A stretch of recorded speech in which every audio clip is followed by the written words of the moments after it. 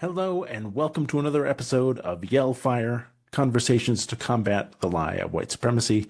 I'm your host, Craig Pelkey Landis, random white dude, author, ghostwriter, all the other stuff that I do. Um, my guest today is Jillian Mama J. Love, and I want to talk a little bit more about her and introduce her a little bit in more detail in a minute. But want to start with some important context these days.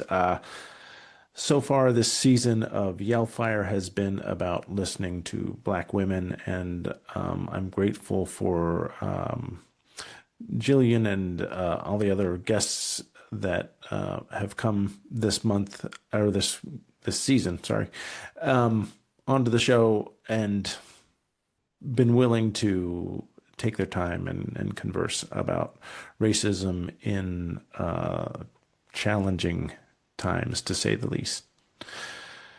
Last week, the radical right, sorry, it's a Freudian slip there. The radical right-wing supermajority in the Supreme Court gutted the Voting Rights Act, paving the way for states to diminish and even eliminate representation in Congress for minoritized groups, especially Black Americans. And it turns out, in kind of learning more about how this came about, Chief Justice Roberts, this was what he's all about. He's super excited about getting rid of the Voting Rights Act and has never been a fan. And so this is, kind of a dream come true for Chief Justice Roberts, having this supermajority to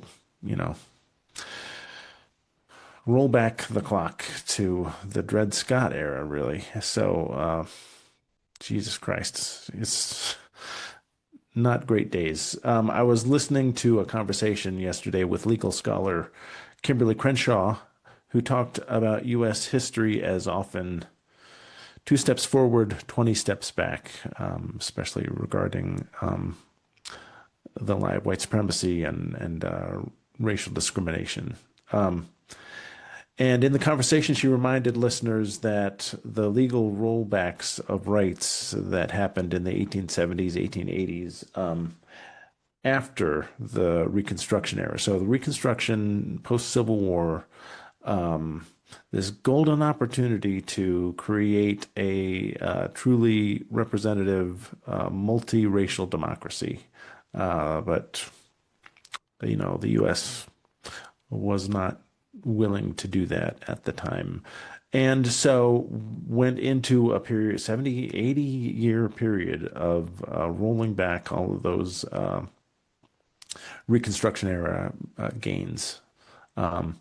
And the Voting Rights Act was, 70, 80 years later, a part of clawing back some of those rights for people, especially minoritized people, especially Black Americans.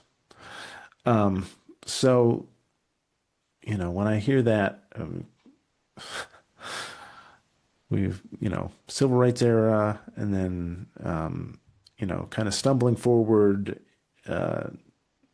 not a perfect, certainly not a multiracial democracy, but kind of stumbling in that direction. And so this is a real blow to that kind of stumbling forward. We're falling down the stairs backwards, it feels like to me. So, so I'm living with that today, with kind of thinking about that today. But I also wanted to be a little ray of sunshine today too. Last night, went with my daughter to an amazing concert, Rodrigo y Gabriela. Hopefully you've heard of them. If not, look them up. It's amazing. It's an amazing Mexico-based guitar duo, Rodrigo y Gabriela. And I was listening to them and their frenetic and just joyful style. And, and I thought, what is this music? And I thought, well, it's acoustic flamenco thrash metal. So, It was a super fun concert, and if that description sounds fun to you, highly recommend checking out Rodrigo y Gabriela, amazing guitar duo, celebrating 20 years as a band, and it was a great concert. So little joy in the midst of challenging times. But today, um, thanks for bearing with me through a longer than usual intro, but wanted to give some context and all of that. Today, my guest is Jillian Mama J Love, who uses she/they pronouns. Uh, Mama J is the founder of Lovelution Lab. They're also a certified global diversity, equity, and inclusion benchmarks practitioner. With over 20 years of experience as a human systems strategist, Mama J helps changemakers and organizations move from a reactive survival loop into a proactive state of integrity and care. The collaborative approach of Lovelution Lab bridges systems change work in alignment with the UN 2030 sustainability goals and the internal culture work that makes equity real in an organization. And Mama J and I kind of talk about how the UN has taken up the slack where the US is falling behind and being actually more anti-racist, more focused on the voices of the global majority than I would have thought. 20 years ago, UN was this organization that came out of a colonial framework with the U.S. and European powers kind of putting this thing together. But it's become this uh,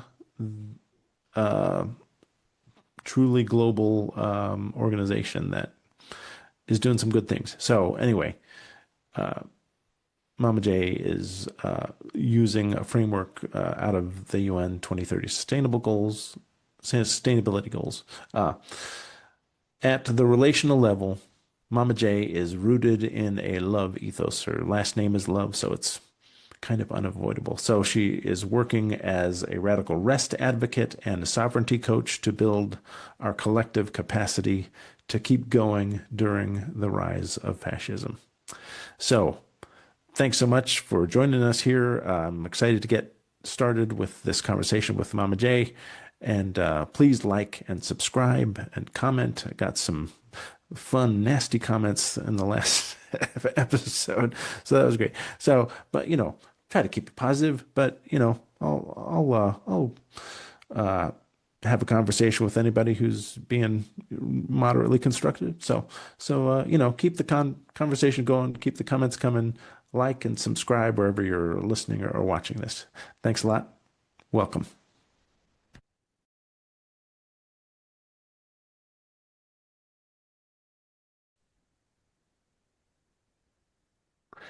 Well, Jillian and Mama J Love, welcome to Yellfire.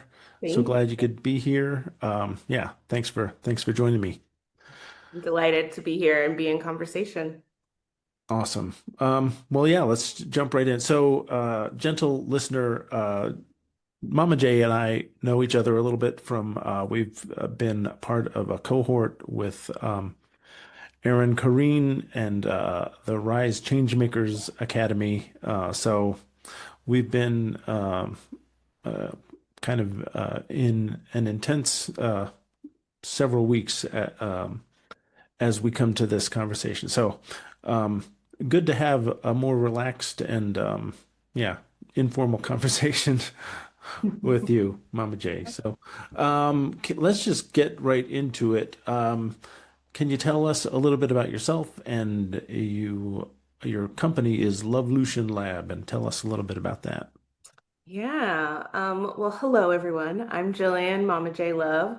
I use she, they pronouns, and I currently reside in Oakland, California, which is on Alani land.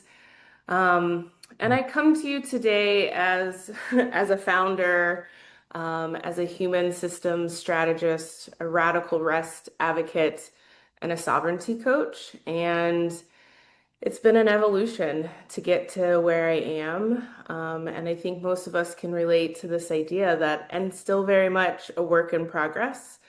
Um, this journey honestly began at birth when I was born to a white mama and a black dad in the Midwest and navigating the world. Really two different worlds, and really being at that intersection. So I feel like this work is in my blood, so to speak, both from an ancestral standpoint and a lived experience. And so the latest evolution of my entrepreneurial journey through Lovelution Lab is really about what I'm writing about right now, which is moving from survival mode to sovereignty, and what that looks like as an individual, as a leader, as a change maker, and also organizations, because Mm. as I know you've talked about here on this podcast, it's white supremacy is made up of systems of oppression, and Yeah. from my perspective, I think it's also my design and charts. I'm a Gemini, so I like to approach things with a both and, I think Hmm. there's individual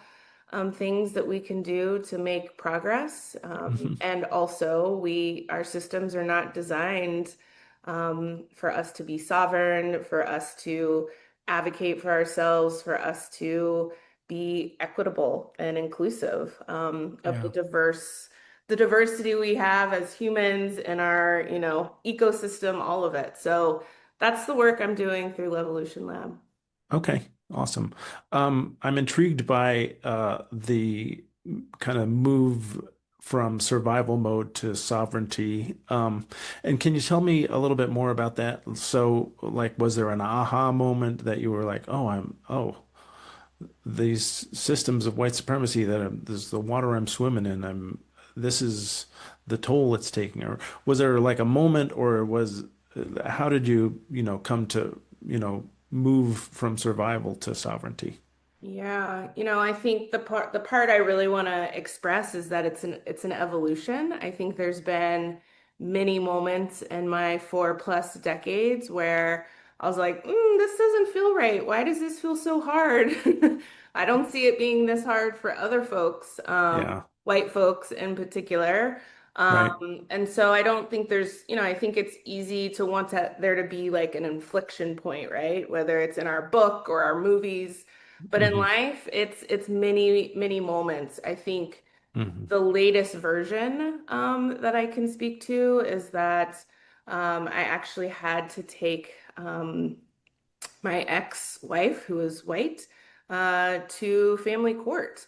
Mm. And so just recognizing that's another system that ultimately didn't work how I wanted it to work or thought it worked Yeah. or hoped it worked. And really recognizing I had to find that internal safety and trust in myself to move out of that mode of Yeah. waiting for someone else to tell me what was going to happen, how to approach it, how to feel safe in my body. And so Mm. it Hmm. became, yeah, this latest inflection point of being like, I can't do this anymore. Wow. Yeah. Yeah. Um, I'm always intrigued by so I like to differentiate or draw attention to the fact that systems of white supremacy are not just in the South here in the United States or in red states. How does living in a quote unquote woke state like California and in the Bay Area specifically, how does that uh, can you speak to how that informs your experience and how you work? Is it, do you have other experiences to compare other than living in California? Yeah, I think it's a great question. I have lived in every region. I was born and raised in the Midwest. I went to school in Tennessee, both Oh, in wow. Nashville and Knoxville for 6 years for my undergrad and master's. And I also had a small stint in Washington, D.C. for a Cool. semester. And then I came out to California. So Okay. I feel like, part of my move out west was needing to get out of the conditioning, the mindset, the continued structures Hmm. of Jim Crow. Yeah, yeah, yeah. That's, plain and simple. And also as a queer Black woman, recognizing I didn't feel safe there either with that Yeah. aspect of my identity. And so Hmm. moving west was less about being woke, being a woke state, and where did I actually have the most protections as a queer Hmm. person, Yeah, yeah. even 20 years ago, because May Hmm. marks my 20th year here in the Bay. Okay. So I've seen a lot of progress. And also, it can be progressiveness, can be a mask of like, we've got you, we're here for you. But as I learned through divorce and what I ultimately will reference as divorcing from white supremacy, both quite literally in my life, but also at the time, the work that I was doing for an organization, I've seen firsthand how progressive quickly turns into, oh, I don't see that. What are you talking Yeah, about? Denial, contempt, yeah, all of those things, avoidance, yeah. complacency that are easier to fall into when it gets Hmm. hard and uncomfortable. Yeah, yeah. Somewhere this was several years ago, I saw a story about Berkeley and like it was either like desegregating a neighborhood or a school or something, and the, supposedly progressive families in that neighborhood were like, oh, this is no, maybe we don't. So, yeah, that I veneer mean, I can. can give you plenty examples of that. I mean, my kid is in Berkeley public schools because I did Mhm, live there for the first part of my time.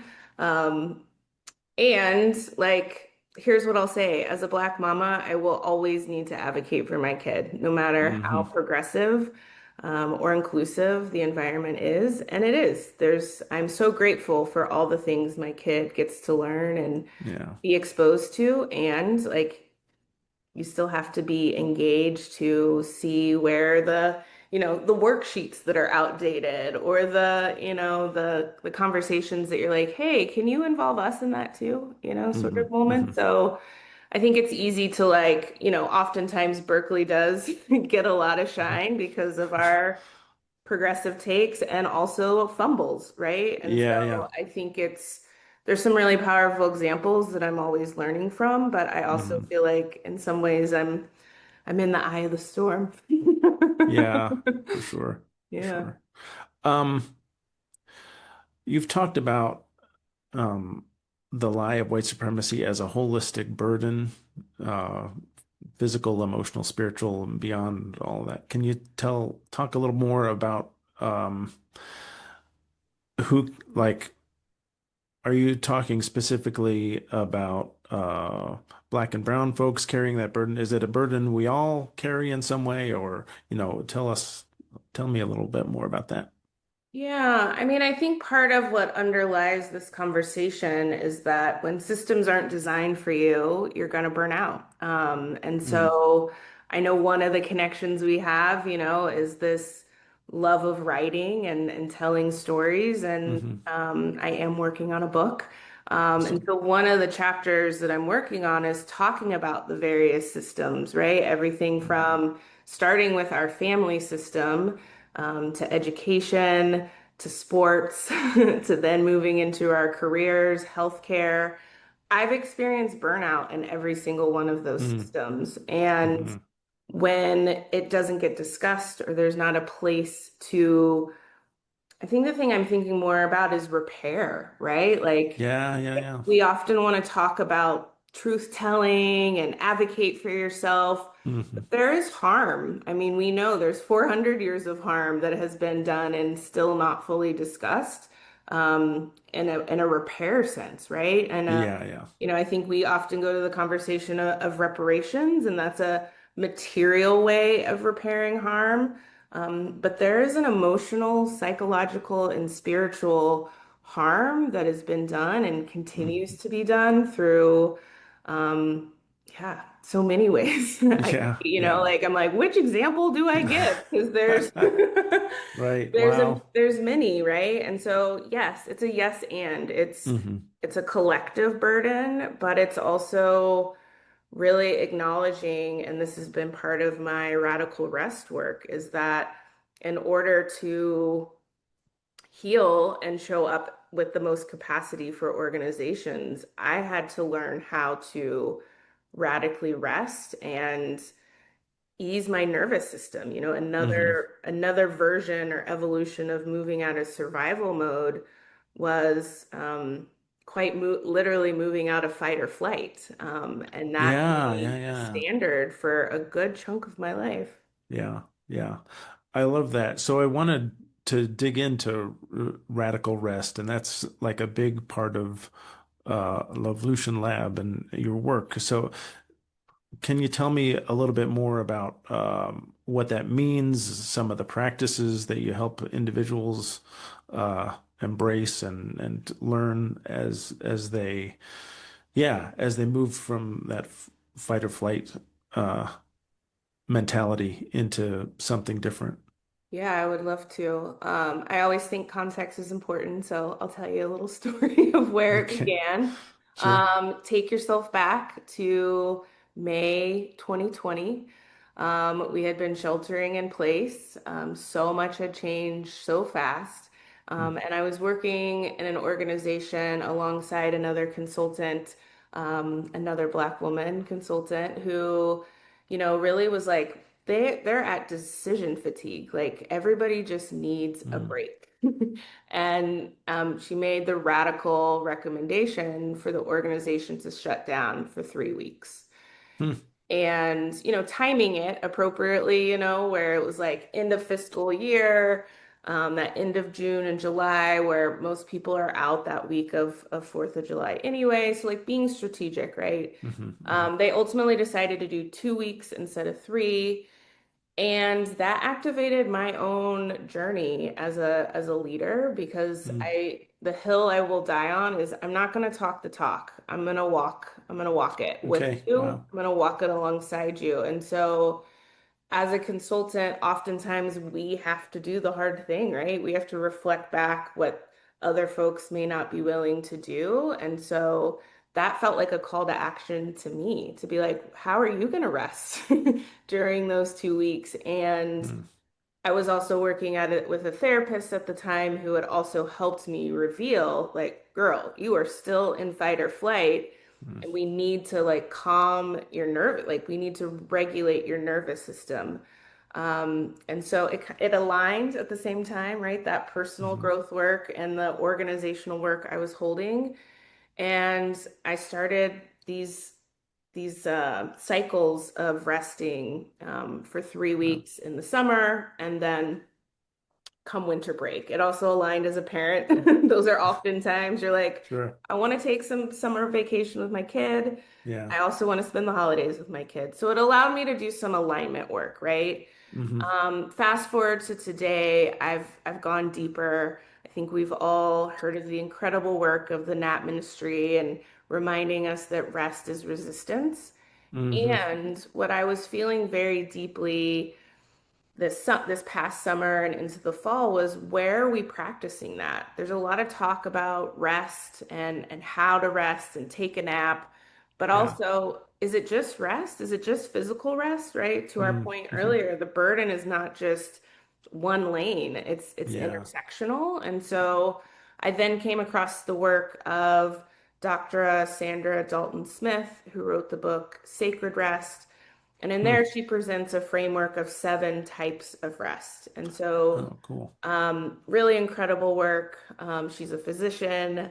So, really based on seeing patients and noticing like what they were coming in with in terms of Wow. symptoms. I highly recommend her work. And I was like, but we need a way to like assess this quicker or in a way that like is tangible, not necessarily quicker, but like I'm old school. I used to take the Cosmo quizzes, the 17 quizzes. I'm like, tell me what I need to do. What's my Love need? it. And Yeah, ultimately, yeah. what's my strength? Like a lot of the work I hold with leaders is strength based, right? Like Okay. what strengths do we have here that we can work with? So I developed the Radical Rest quiz so that you can find out what is your rest strength and what is your rest need using the 7 types of rest. And so it's really powerful in that in the time that it's launched in October. I've had multiple people take it multiple times, and like you Okay. start to see trends. Like for Uh, myself, soul rest is my strength, meaning I really know I have a vision, a passion, a purpose higher than myself, and that really keeps me fueled. But oftentimes I need physical rest and yeah, yeah. sensory rest. Those are kind of the two that pop up the most. And so I work on that. And so that's part of what we do in the lab. We have a weekly practice of radical rest. And then there's also just a process to take you through to start to think about rest because again, this is one of those things we're relearning and Yeah, yeah, yeah. unlearning, right? Yeah. Unlearning to grind, to go, go, go, that we must always produce. And this is really encouraging folks and recognizing in community, like we all need and want this. Yeah, yeah. And So this is um available, this community is available on the school SKOOL it uh is. platform. Okay, so I'll put that in the show notes. So Please folks, you can join the Radical Rest community. I think I could use use some do. practice in that. Um And it's ongoing. Like, here's the yeah. thing, like, and this is where it's like my gift back to the world and community. It's no cost because I believe we all need to radically rest Mhm. and see other folks doing it. So, yeah, it's that Yeah. commitment to it, and also it's not the only way you can work with me.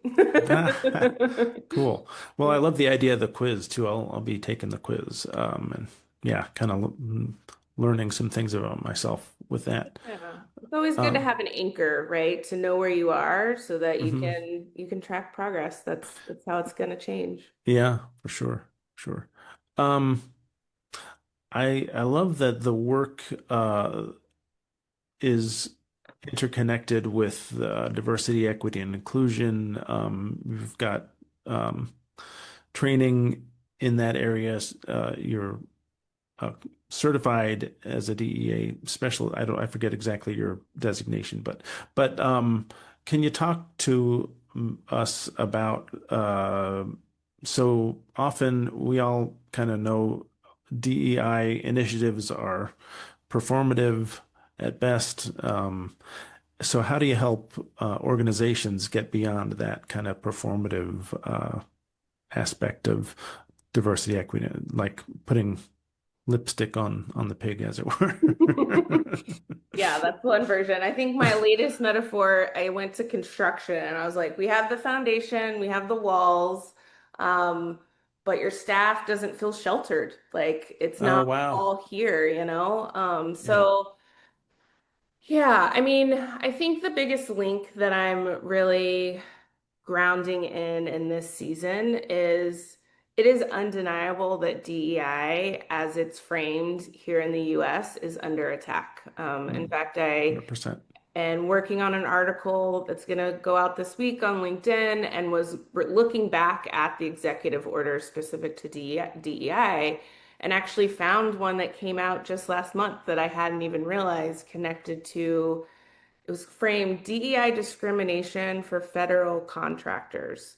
Wow. Um, and, we're in this moment where I've had to actually step back and at times be like, I don't do DEI work. I just support Mm-hmm. practitioners of this work. Okay. And I've come back around. Um, because here's what's true is that we talk about DEI as this acronym, this buzzword, but when we really pull it apart, right, kind of like an accordion, hmm it's their value words, diversity, Yeah, yeah, yeah, yeah. equity, and inclusion, right? Exactly. And Yeah. so I value those things. I work with organizations who hmm value those things, who Yeah. have them on, on their website, have a statement. But the Hmm. reality is, it's easier to write a statement and say that you value it than embody or live it in practice through policies and procedures and Yeah. systems, right? Yeah. Yeah. Yeah. And so the certification you were talking about is the global DEI benchmarks. And Okay. what those benchmarks have really helped me understand is it's a standard for organizations around the world. But here's the deal. No one, let me say that again, no one is at their top level is a level 5, Okay. which is best practice. They have Hmm. 15 categories where you can assess your maturity, Hmm. and no one is at a level 5, right? Yeah. These Yeah. best practices are intended to be aspirational, Hmm. things that you try and you adjust based on your context, your industry, the size of your organization. But I think what's really helpful is that it helps you elevate the gaps, right? And Hmm.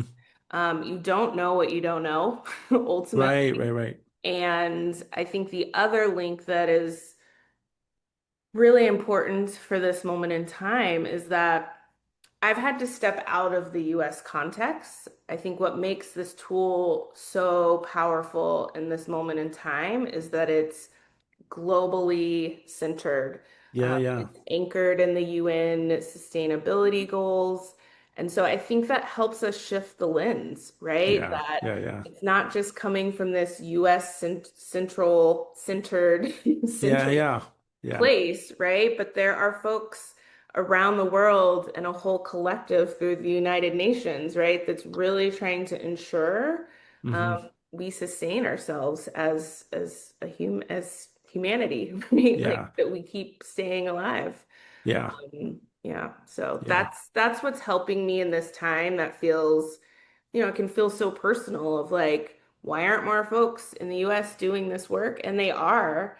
Yeah. But that's the curtain that I'm ready to like pull back in this next Hmm. season and say Hmm. like, hey, it's okay to go against the federal government because I don't think they Hmm. actually know what they're talking about. In fact, I Yeah. think they're doing this thing we call reverse discrimination, Yeah. Right. right? Yeah. And Yeah. so I think it's the time, the possibility is here for us to design the systems and organizations that we want to lead. Yeah. So Cool. Cool. that's what I'm trying to help organizations close that gap. All right. Well, that's excellent. Yeah, I've been really impressed with, the little bit I see and know of the work of the UN in the past few years. It's rooted in kind of Western powers deciding to do this thing, but it has evolved, I think, into yeah, giving voice and real leadership, well beyond the West, and listening to voices listen to global voices that have been silenced by white supremacy. And so, yeah, Absolutely. Yeah, I think there's definitely a shift, right? With all yeah, that I just named happening in the US, I think there's been, yeah, even more opportunity for global voices to be heard and seen and acknowledge the harm that we're causing as a hmm country to hmm others as well. yeah, yeah, yeah. Um, well, what have I missed? What are questions you wish you would be asked that you don't get to Nice. I answer? like it. I like it. Yeah, I mean, I think what is the question that I would like to be asked? I often ask that, and it's fun to have it asked to me.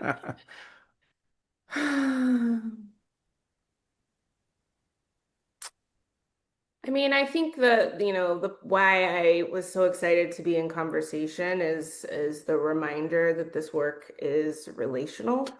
That we can Yeah. often think that it's outside of ourselves, outside of our families, outside of our work. Hmm. And I think this time is showing us who people are. Um, And I mean that both from an ancestral standpoint and quite literally. I had to say Yeah. that to someone this past weekend. And I need to believe them, you know, I need Hmm. to believe that, the avoidance and the lack of communication and transparency um, has an impact, and I don't have to stand for that. And you don't Yeah. need to know the Yeah. context of that wisdom. I think it actually applies to what we're talking about here. Hmm. We've got to repair harm. In our relationships and our families. And it's not about blue or red or MAGA or Yeah. Trump Yeah. or Yeah. other folks, but it's like the impact also of these decisions that folks have Hmm. made on our lives. Like we have to be honest with where we are. Yeah. Yeah. Um, I'm looking forward to reading your book. The framing about that chapter where you just kind of walked through the systems that you live through from childhood. That I've never heard it quite framed that way. Just, you're in the family and then you're in school and and then, you know, going outward and uh, yeah, into adulthood. Yeah,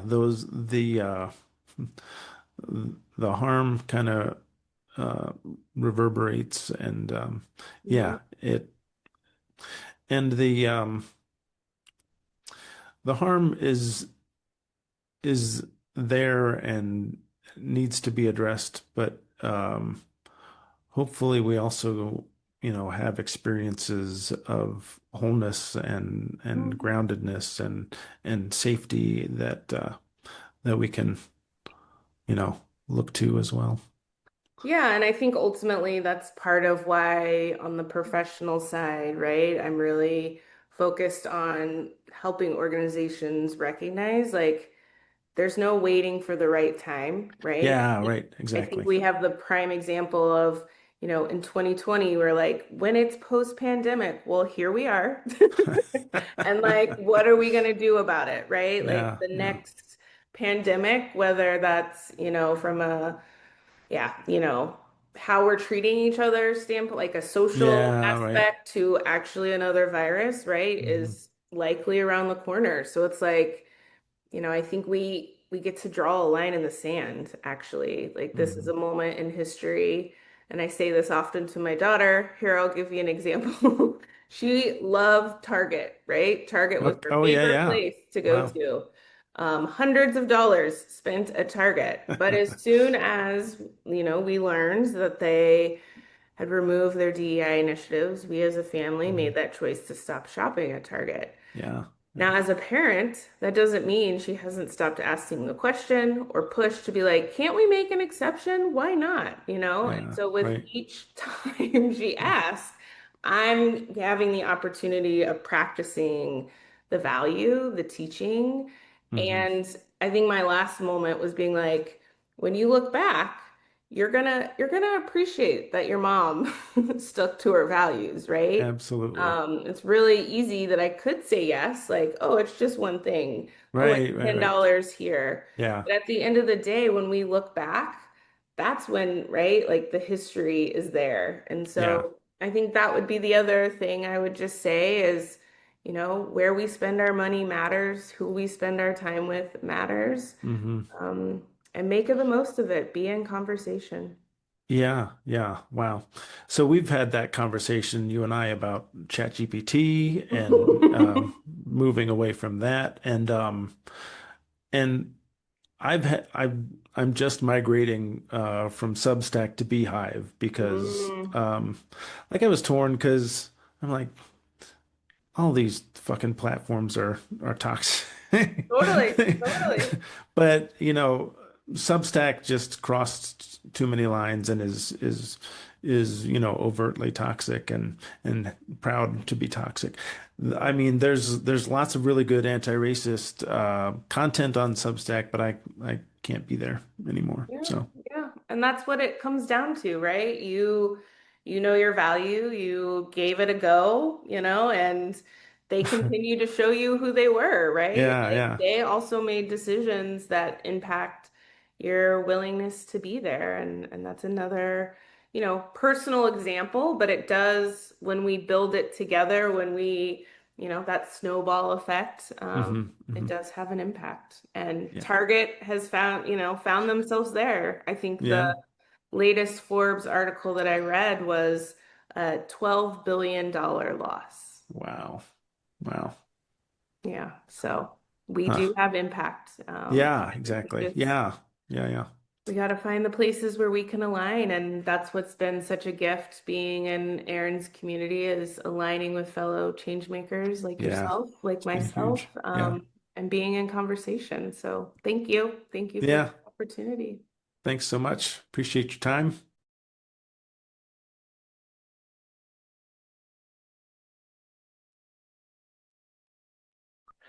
Hey, thank you so much for joining us on this episode of Yellfire Conversations to Combat the Lie of White Supremacy. Thanks so much to my guest, Jillian Mama J Love. What a great conversation. Appreciate you so much. Appreciate your friendship. And yeah, please, again, like, subscribe, tell your friends. And thanks again for joining me here. All right, take care.